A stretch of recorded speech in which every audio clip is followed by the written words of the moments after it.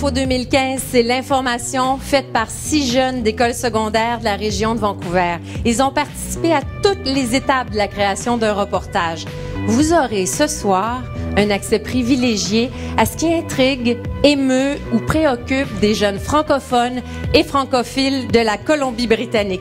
Et l'édition de ce soir revêt un caractère particulier puisqu'il s'agit du 5e anniversaire de Jeune Info. Bonsoir, bienvenue à Jeune Info 2015. Accueillez avec moi les participants de cette année qui ont réussi à relever le défi. Je vous présente Charis Manick, Maria Lessic, Alison Boudet, Nicolas Gauthier, Rebecca Brassard et j'ai une co-animatrice ce soir, nulle autre que Jenny Zhu. Bonsoir Jenny. Bonsoir Julie, bonsoir tout le monde. Sans plus tarder, voici les manchettes. Le téléphone cellulaire, crucial dans la vie des adolescents. J'ai vraiment peur pour le futur parce que moi je pense que ça va être une génération robot, tout le monde va être sur leur téléphone. Chercher l'amour à l'aide des sites de rencontres en ligne, un phénomène répandu. Beaucoup de garçons veulent le sexe et ça c'est une forme de l'amour, mais ce n'est pas le vrai amour que je cherche. Réussir à l'école et monter sur les podiums, la skieuse Kristina Natalenko nous explique comment elle y arrive. Tu dois être fort mentalement et tu dois être vraiment actif et d'avoir une passion pour le sport. L'image de la femme que renvoient les médias déplaît à certaines adolescentes. Je pense que si on montrait des photos de des vraies femmes, ça aiderait les filles qui sont comme à notre âge. Et un petit mot d'emploi pour garder son français après la 12e année. J'avais pas beaucoup de milieux où je pouvais parler français. N'importe où je pouvais, j'ai pris cette opportunité.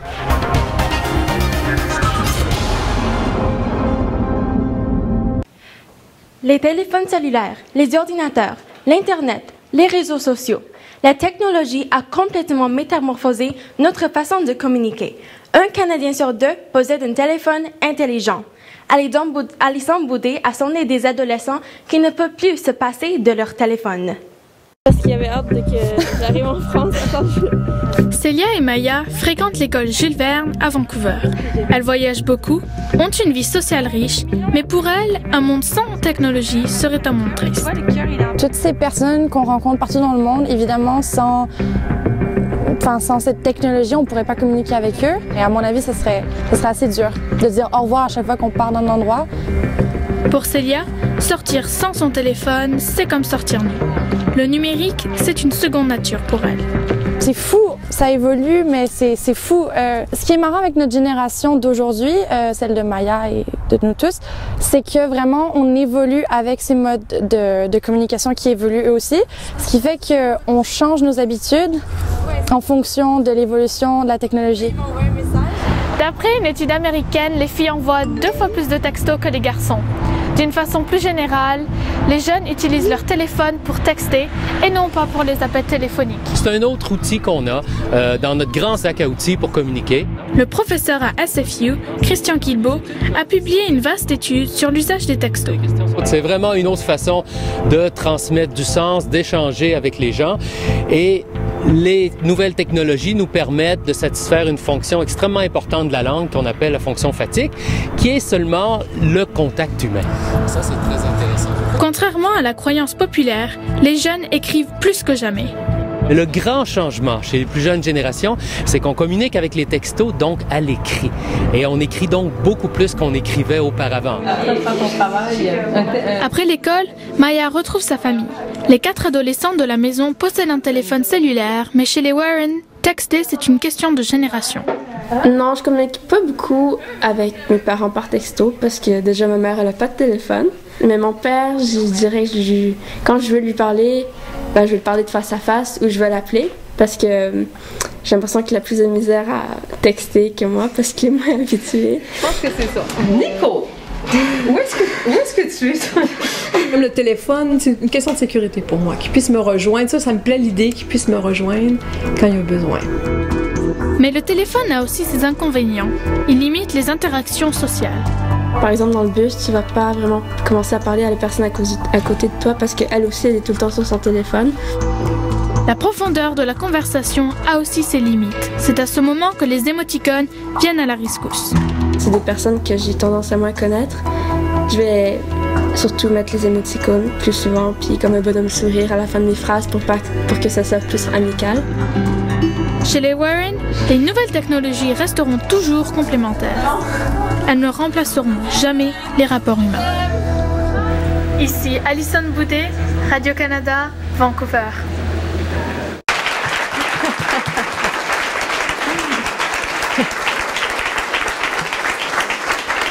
Félicitations, Alison, pour ton reportage. J'adore la fin. Pourquoi tu as choisi ce sujet-là? Lorsque je suis arrivée de France il y a 3 ans à Vancouver, j'allais intégrer la 7e année et j'ai été vraiment choquée par le nombre de jeunes à l'âge de 12 ans, ce qui est très jeune, qui avaient des téléphones cellulaires. Et je me suis dit, est-ce que vraiment ça les aide à mieux communiquer ou pas? On va faire un petit sondage parmi les jeunes infos.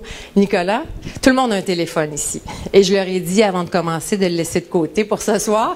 Nicolas, quelle utilisation tu fais de ton téléphone? Ben, moi, j'utilise mon téléphone 25 heures par jour, surtout pour les réseaux sociaux comme Facebook, Instagram, et je suis très actif sur Twitter. Alors, je tweete des choses de sport et... Comme les journalistes d'ailleurs. Nous aussi, on utilise beaucoup Twitter. Carice, est-ce que tu pourrais te passer de ton téléphone, toi?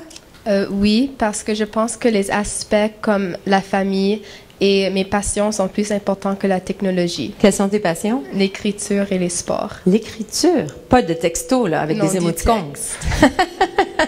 J'espère qu'on pourra te lire un jour. Le téléphone est très important, on l'a appris, on l'a vu dans le rôle, dans le métier de journaliste. D'ailleurs, tu as une anecdote à raconter là-dessus, Rebecca? Oui, lors de ma 2e journée de tournée, j'avais oublié mon téléphone à la maison.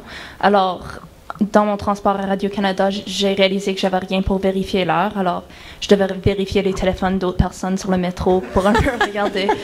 Et aussi, ça c'est une bonne manière de se faire des amis. Ouais. Ça a aussi compliqué la communication entre moi et mon invité plus tard dans la journée. Mais on s'en est sortis. Ouais. Merci, Rebecca.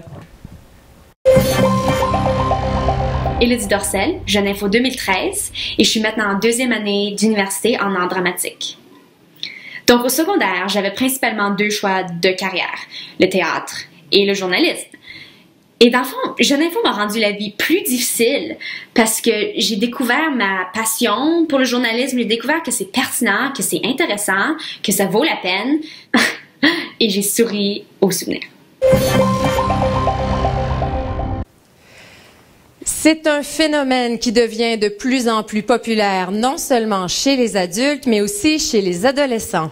Les rencontres en ligne, la nouvelle tendance pour trouver l'amour. Par contre, avant même de fréquenter les sites de rencontres, il faut être conscient des risques. Montréal Lessic nous donne des détails. Brielle Campbell a 17 ans. Sa vie sociale est bien remplie. Pourtant, elle fréquente régulièrement des sites de rencontres en ligne. Je réalise que ça pourrait être une bonne façon de trouver quelqu'un que je peux adorer. Rapidement, elle a compris qu'il fallait se méfier. Vivre sa vie sociale sur Internet n'est pas sans risque. Beaucoup de garçons sont vraiment directs de qu'est-ce qu'ils veulent. C'était vraiment dégueulasse. Brielle est consciente qu'elle peut se faire leurrer ou cibler par Internet à des fins sexuelles. En ligne, ce n'est pas assez personnel et les personnes en ligne ne veulent pas les choses que je veux, je pense. Comme beaucoup de garçons veulent le sexe. Et ça, c'est une forme de l'amour, mais ce n'est pas le vrai amour que je cherche. Si un adolescent se sent piégé, plusieurs ressources en ligne existent.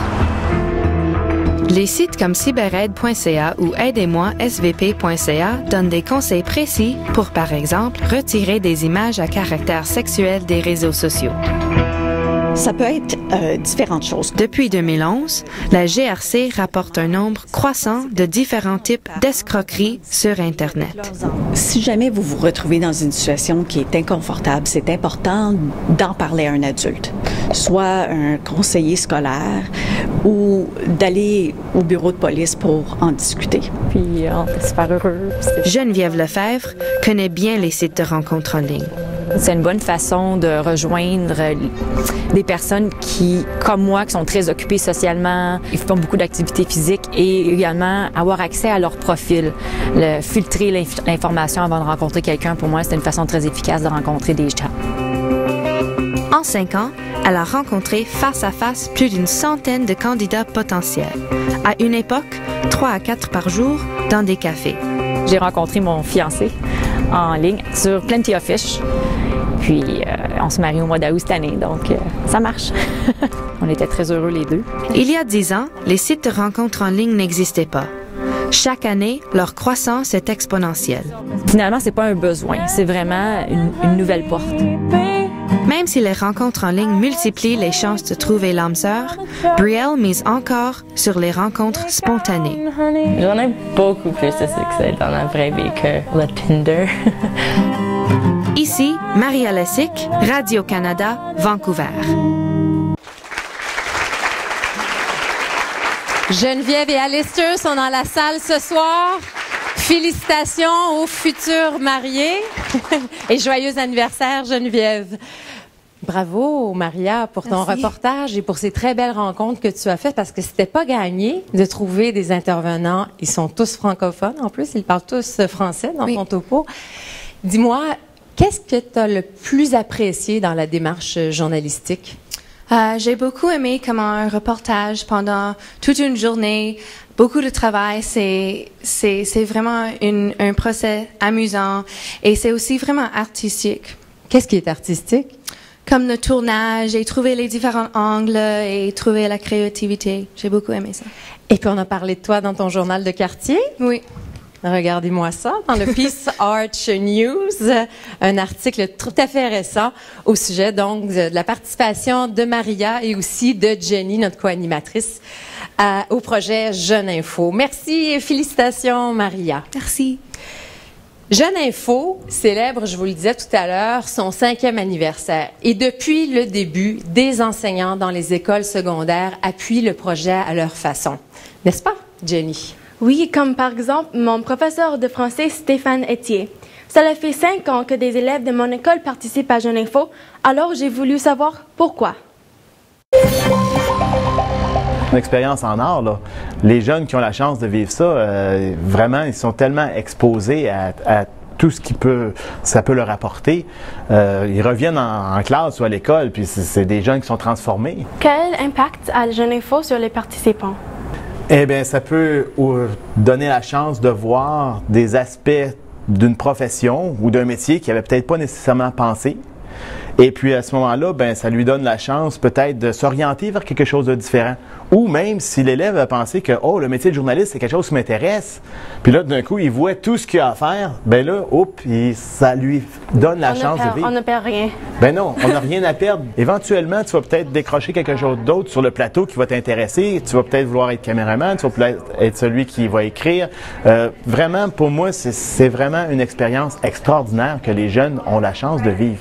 Puis c'est pour ça que je l'encourage, puis qu'avec mes collègues ici à l'école IMS, on le présente aux élèves, on prend le temps de leur montrer des anciens reportages, parce que on voit le résultat quand nos élèves reviennent, puis la fierté qu'ils ont, puis la langue qu'ils partagent. Le français, c'est quelque chose, on a l'impression souvent qu'on est dans un petit monde, on est pris dans une salle de classe entre 4 murs, mais il y en a des possibilités. Les possibilités, il faut les saisir quand elles passent. Pourquoi c'est important d'entendre les jeunes, de voir les jeunes dans les médias? Ben parce que les jeunes ont des opinions, oui. Et puis je pense que ces opinions-là, ils doivent être partagées. Puis ça, c'est quelque chose que j'encourage énormément auprès des jeunes, d'être capable de prendre un point de vue, puis de l'exposer selon ce qu'ils croient et pas nécessairement ce que les autres de la classe ou les autres autour d'eux croient. Il faut qu'ils soient capables de se former leur propre opinion et puis pas croire tout ce qui est écrit ou tout ce qui est dit. Oui, parce que tout le monde a une voix unique. Exactement. Très bien dit ici. Bonjour, je m'appelle Jensen Edwards. J'étais participant au programme Jeune Info en 2011, sa première année. Après avoir gradué de l'école Earl Marriott à White Rock, je me suis rendu à Ottawa pour travailler comme page à la Chambre des communes. Aujourd'hui, je suis des cours de français à l'Université de Victoria. Dans la vie très occupée des jeunes, y a-t-il un moyen d'équilibrer le sport des compétitions et les études? Christina Natalenko est une skieuse passionnée. Le ski alpin prend une grande place dans sa vie. Comme l'a constaté Nicolas Gauthier, malgré son entraînement intense, Christina est déterminée à poursuivre ses études. Elle n'a que 15 ans, mais Christina Natalenko voit grand. Je veux aller aux Olympiques. Ça, c'est mon plus grand but. En hiver, elle s'entraîne jusqu'à 9 heures par jour. Sa détermination porte fruit. Elle vient de remporter une médaille d'argent aux Jeux du Canada à Prince George. Une médaille de plus à ajouter à sa collection déjà bien garnie. Lequel est-ce que tu es le plus fier de? Celui-ci parce que c'était ma première ou ma deuxième internationale et j'ai venu 3e dans le slalom. Malgré un horaire chargé, ses absences répétées pour les compétitions, pas question de négliger l'école. Si le sport ne va pas marcher, je veux aller à l'université pour le médecin. Grâce à un programme conçu pour les athlètes à l'école secondaire Burnaby Central, Christina réussit à concilier sport et études. Parce que je voyage beaucoup, j'ai beaucoup de devoirs et je dois étudier moi-même. Donc je dois apprendre tout le matériel, toutes les unités moi-même. Rhiannon Jones aide Christina à gérer son travail scolaire, en classe et sur la route. For training or to be away for games, that sort of thing. And we make adjustments with their timetable to accommodate that. Le père de Christina a toujours joué un rôle primordial dans le développement de sa fille. I think I did pretty good job with Christina so far, but I'm not her direct coach anymore. But we still like to go and ski together. Vladimir ne sert pas seulement de chauffeur. Il l'encourage depuis qu'elle a commencé à skier à l'âge de 4 ans. C'est vraiment important parce qu'il m'encourage, il m'aide avec les finances, avec l'argent pour le ski alpin. Et mon père, il est mon inspiration. À ce rythme et avec l'aide de son entourage, où sera Christina dans quelques années? In the Olympics, just the trajectory that she has taken while being in this program has been quite accelerated. So I anticipate that she would be in the Olympics. À peine les Jeux du Canada terminés, Christina repart, non pas sur les bancs d'école, mais en Italie pour une compétition internationale.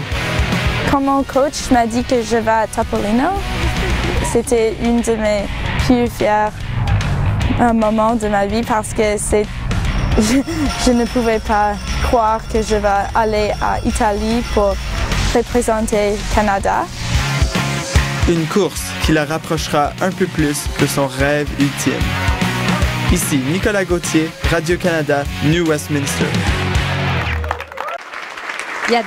Félicitations Nicolas Gauthier, il y a des parents ici très fiers ce soir. Certains jeunes attachent beaucoup d'importance à l'image et à leur apparence physique. Élie Médé est une jeune femme de 25 ans. Elle travaille comme agent de bord et mannequin taille forte. Elle se remet d'un cancer. Il y a 1 an, elle subissait sa dernière chirurgie. Malgré tout, elle travaille sans relâche pour changer les mentalités. Caris Manick l'a rencontrée. Des tailles fines, de longues jambes, des corps minces. L'image de la femme que l'industrie de la mode renvoie aux jeunes filles. Voilà ce à quoi s'attaque Ellie Mayday, une mannequin de 25 ans. I didn't really see my kind of representation in the media, so I wanted to represent all the girls that I didn't see growing up. Ces rondeurs sont sa marque de commerce. Elles l'ont fait connaître partout en Amérique du Nord. Ses fans la surnomment The Curvy Canadian.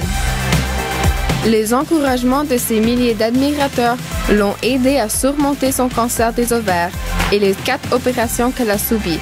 Elle a voulu montrer son corps tel qu'il était. Pour elle, la beauté épouse toutes les formes.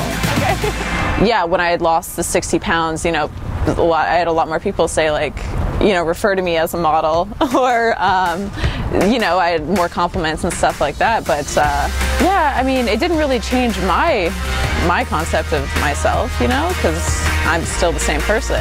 You know, whether I'm 50 pounds heavier or 50 pounds lighter, I'm still me.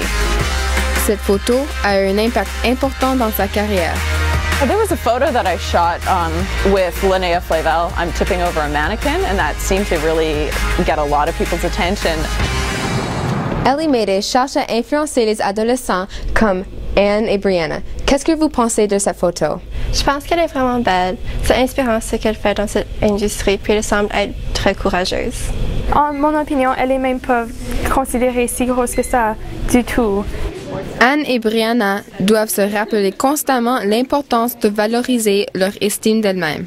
En voyant les modèles qui sont maigres avec la peau parfaite, c'est pas réalistique. Je pense que si on montrait des photos de des vraies femmes, ça aiderait les filles qui sont comme à notre âge. C'est exactement la mission que s'est donnée Ellie Mayday.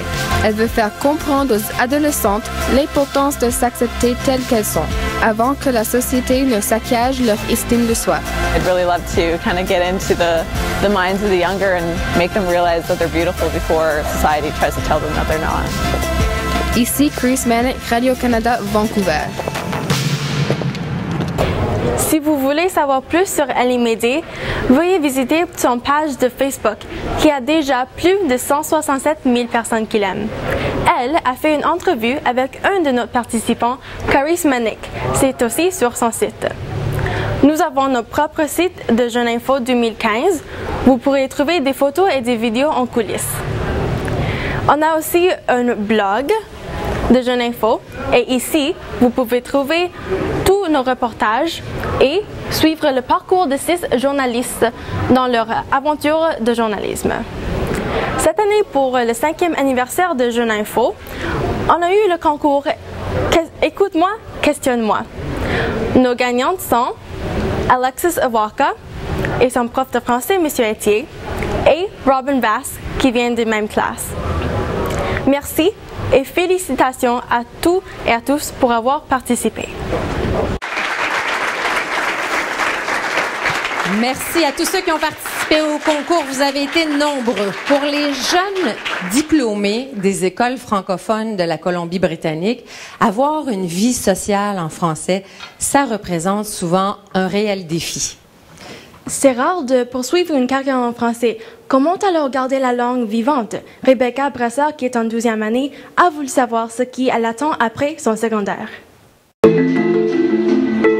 L'an dernier, 164 jeunes ont décroché leur diplôme d'études secondaires d'une école du Conseil scolaire francophone de la Colombie-Britannique. Bienvenue Osé, un diplômé de Gabriel Leroy, est l'un d'entre eux. Il a choisi de poursuivre ses études en anglais à l'université Kwantlen. Depuis, il est difficile pour lui de parler en français sur une base régulière. Quand j'étais en 12e année ou bien à l'école secondaire, du matin au soir, on parlait le français à l'école, évidemment. Il aimerait que les organismes francophones organisent plus d'activités pour les jeunes de son âge. En quelques mois seulement, l'anglais commence à s'imposer. Maintenant, je commence à utiliser des mots anglophones dans mon français, alors c'est bon. Ça va, Billy? Oui, ça va. William Kennel a complété son secondaire à l'école Gabriel Leroy 5 ans avant Bienvenue. Il étudie, travaille et vit en anglais. J'avais pas beaucoup de milieux où je pouvais parler français. N'importe où je pouvais, j'ai pris cette opportunité. Il fait du bénévolat auprès de 2 organismes qui ont pour but de représenter les intérêts des jeunes d'expression française. C'est avec ces milieux de bénévolat où je peux pratiquer mon français. Je dirais de faire le bénévolat et trouver une place où tu peux être reconnu, où tu peux faire du bien et surtout où tu peux parler français. William est le trésorier du Conseil jeunesse que dirige Rémi Marien depuis 4 ans. À 19 ans, à 20 ans, 21 ans, on fait le choix de parler français. On se crée des opportunités pour continuer à vivre en français, tant au niveau de ses études, de son emploi, de ses amis. Il reconnaît que la majorité des activités ciblent les jeunes de 14 à 18 ans. Une étape de la construction identitaire qui est cruciale et très importante et qui va vraiment être déterminante dans leur implication lorsqu'ils auront gradué. Selon Rémi Marien, une variété d'organismes offre des activités pour les 19 ans et plus. Je pense que ce qui manque peut-être, c'est un certain leadership ou en tout cas une cohésion communautaire dans l'offre de services. Pour combler ce manque, il lance un appel aux jeunes adultes. J'inviterai les jeunes par une démarche personnelle d'organiser des activités par eux-mêmes avec le soutien d'organismes s'ils le souhaitent parce qu'il y a de réels besoins et que les organismes ne peuvent pas tous faire. Dans une province où à peine plus d'1% de la population est francophone, William a compris le mot d'ordre. Il participe à l'organisation de 6 à 8, où la bière se savoure en français. Pour moi, c'est surtout d'assurer que notre communauté francophone, surtout en Colombie-Britannique, ça survit, ça agrandisse, que ça peut continuer d'être vif. Ici Rebecca Brassard, Radio-Canada, Vancouver. Je voudrais souligner la présence, on vient de les voir, de plusieurs représentants du Conseil jeunesse francophone de la Colombie-Britannique. William Kennel aussi est dans la foule. Bravo Rebecca pour cet excellent reportage. Je pense que ça fait 5 fois au moins que je le vois. Puis à chaque fois, je suis émue par la dernière réplique de William qui veut garder vivante la langue française en Colombie-Britannique. Est-ce que tu as trouvé réponse à tes inquiétudes en faisant ce reportage, Rebecca? Oui, je crois que j'ai découvert en fait dans le processus de ce reportage beaucoup de différentes opportunités en français pour moi après que je gradue. Alors, ça m'a encouragée. Ça te donne de l'espoir. Oui. Ça me fait penser, pourquoi pas avoir une petite discussion justement, parce que ça vous concerne tous. Jenny, toi, tu as commencé à apprendre le français en 6e année en immersion tardive. Comment tu gardes ta langue vivante? Pour moi, c'est de faire des amis qui ont la même passion, qui veulent parler le français avec moi, qui veulent poursuivre les mêmes études même, et aussi de voyager, parce que quand on voyage, on peut nous submerger dans des cultures différentes, comme la culture québécoise que j'ai déjà vécue l'été passé. J'ai vécu 6 semaines avec une famille québécoise et c'est où j'ai amélioré mon français. Oui, en effet, on l'entend, Jenny. Félicitations. Carice, comment comptes-tu conserver ton français quand tu vas avoir fini ton secondaire? Après la graduation, j'aimerais prendre des cours de français à l'université. Parlant d'université, est-ce qu'il y en a qui veulent étudier en journalisme? Oh, on en a converti plusieurs avec ce projet de Jeune Info. Maria fait beaucoup d'art de la scène, des comédies musicales, tu prends des cours de voix depuis 6 ans. Est-ce qu'il y a des parallèles à faire entre le métier de journaliste et les arts de la scène? Oui, il y a beaucoup de similarités. Les deux sont comme les projets que tu travailles dessus pour comme les semaines ou les mois et ça prend de l'effort et il y a un public qui vous regarde et... Oui, il y a beaucoup de similarités. Vous avez vu comment il nous parle avec assurance ce soir, ces jeunes? Eh bien, moi, je me rappelle très, très bien les auditions au mois de décembre. Nicolas, tu t'en rappelles? Ouais, j'étais vraiment nerveux. Tu étais très timide. Ouais, et tu as décidé de te pousser puis de te lancer dans l'aventure. Ouais, comme tu as dit, étant timide, c'est pas quelque chose que j'aurais fait d'habitude, mais je me suis vraiment poussé pour faire l'audition et je suis vraiment content de l'avoir fait parce que c'était une expérience vraiment unique et extraordinaire que je vais m'en rappeler pour toujours. Ça a valu la peine. Ouais. Je vais vous demander, Nicolas et Jenny, de vous approcher. C'est le 5e anniversaire de Jeune Info. Regardez-moi ce beau gâteau pour souligner cet événement. Nous allons partager ce gâteau avec tous les collaborateurs du projet depuis 5 ans. Je veux souligner la présence. Jenny, tu peux commencer à couper le gâteau, si on a un couteau. Et puis, j'étais en train de dire que je voulais souligner la présence de Nestor Navarro, un enseignant au Pionnier de Maillardville. C'est d'ailleurs le prof de biologie de Rebecca. Il était très fier quand il voyait le reportage de Rebecca. Merci, Monsieur Navarro et tous les gens du Conseil scolaire francophone de la Colombie-Britannique qui, au cours de toutes ces années, ont contribué à ce merveilleux projet. Merci à tous les artisans de Radio-Canada. Vous vous reconnaissez dans les coulisses. C'est toujours un plaisir de travailler avec vous. C'est comme un mot magique, Jeune Info. Bravo à ces jeunes. On les applaudit et on termine avec une demande spéciale, le bêtisier. Mec, oh, wait, ok. Ici, wait, ok. Mais comment fait-elle? Non. Ne manquez pas mon reportage demain. Ok, je m'excuse. Ok. Si jamais... Ici, Alison Boudet de Jeune Info. Nous vous présentons... Lors une émission spéciale devant le public. Ok. Wait, ok. Plus tard à l'émission. Oh, wow, ok. Ok, c'est vraiment pas naturel, mais... Oh oui! Plus tard à l'émission, je vous présente Oh my God.